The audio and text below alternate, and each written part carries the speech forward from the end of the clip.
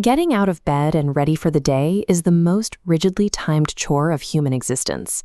You have exactly 35 minutes to wake up, wash, dress, feed yourself, and get out the door. Our real-world solution to this daily grind is invisible efficiency. We buy smart devices that brew coffee on a digital timer, or a robotic vacuum that glides across the floor while we're rushing around.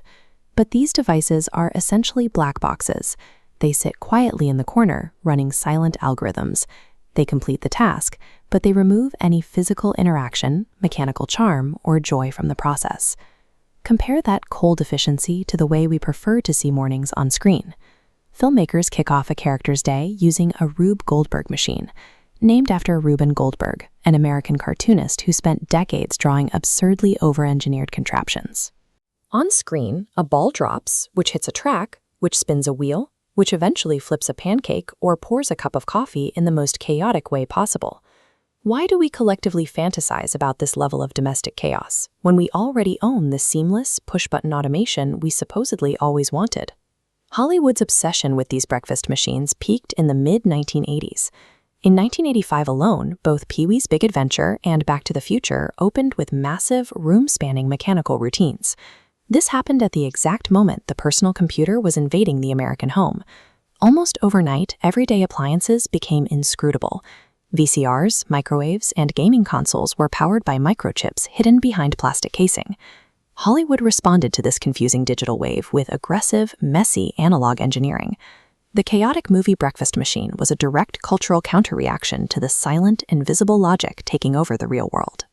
Decades earlier, the movies painted a much darker picture of automation. Early cinematic machines weren't built for fun. They were rooted in desperate necessity and fear.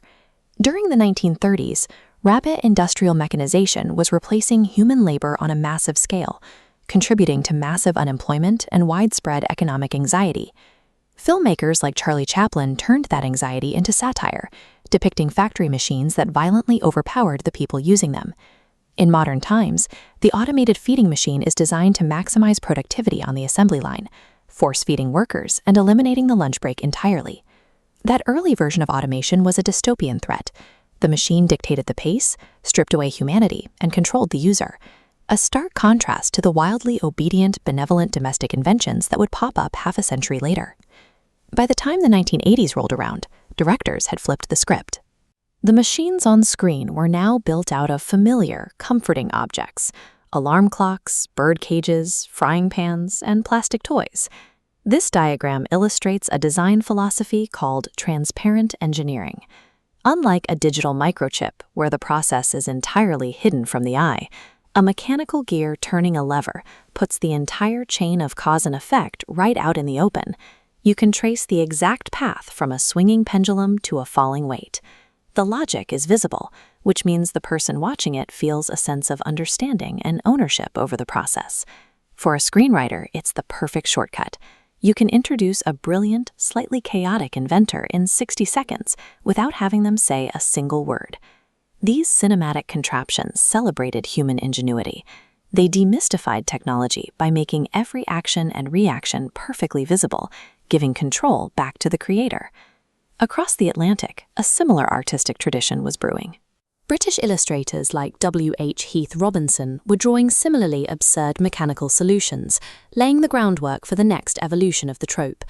That Heath Robinson spirit found its ultimate expression in Aardman Animation's Wallace Gromit series, which perfected the character-driven morning routine. But the British animators added a crucial narrative twist. Wallace's automated dressing and breakfast machines are strokes of genius, but they almost always contain a fatal, highly destructive flaw. Toast burns, jam splatters, and robot chefs explode.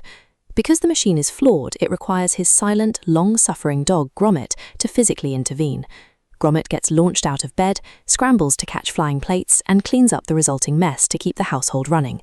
The malfunction is the entire point. It proves that cold mechanical efficiency cannot survive without human or canine intervention, turning a sterile, automated process into a relationship built on emotional codependency. Today, we actually live in the push-button future those movies promised us. We have voice-activated lights, our smart refrigerators, and pre-programmed coffee makers.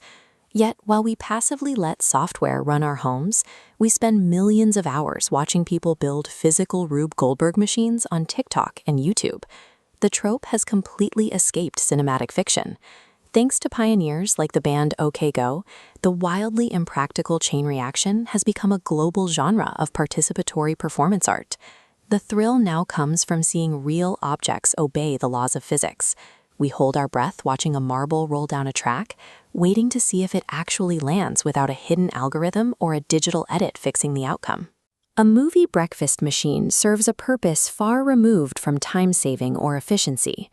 In a world of invisible code and sleek glass screens, these contraptions represent a physical reclamation of our time. They turn the most repetitive minutes of the morning into a space for tangible, visible creativity.